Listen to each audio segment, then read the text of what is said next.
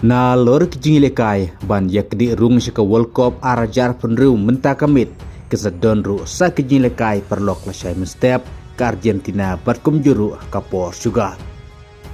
Menta kamit South League tim na Europe kin sa qualified siya ke World Cup arajar penriu kin tubru ya ke Itali. Haka bak Itali ke sekun persya ya ke Bosnia. Haka por kat ars pawa menta ke Sitengmir. Ka tim ke Banjob kan rung ke World Cup arajar punriu ka tim ke Banrem kala kudna ke lentiyaj sya ke World Cup arajar punriu. Kum juru ke Sweden percaya ke Poland haka juga por kat ars pawa. Bat kum juru ke Kosovo percaya ke Turki haka juga por. Bat ke Czech percaya ke Denmark ru haka juga por kat ars pawa. Kumta ke jinglekai hapdang juga lagi prat legitim menta kamit South legitim kenrung syaka World Cup arajar arpunriu. Nang ta ke jinglekai perlok hapdang ke England persya ke Japan kadaya ke por kat ar si pawa.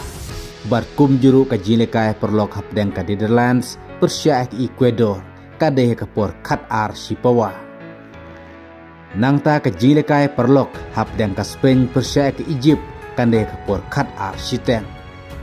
Nang ta laisai menstep hakapor arsiteng kadai gijinlekai panik ni rung ke World Cup arajar punriu na ke Intercontinental Playoff kata hapdeng ke DR Congo persya ke Jamaica. Hang neru kawe ke tim kan rung ke World Cup arajar punriu kawe pat kat kudno kalintia ke Jongka.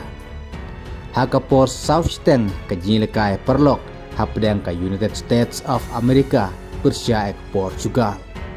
Haka por South Sun kan sedang ke jinikai perlok hapdeng ke Argentina persya ke Zambia. Haka por Sansteng menstep ke jinikai perlok hapdeng ke Brazil persya ke Kroasia. Haka por Rusiteng menstep ke jinikai perlok hapdeng ke Meksiko persya ke Belgium.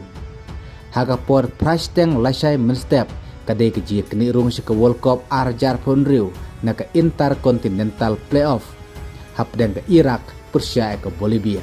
Kawe ke tim kadrung ke World Cup arajar punriu bar kawe pat kat kudno ka lintia Jongka.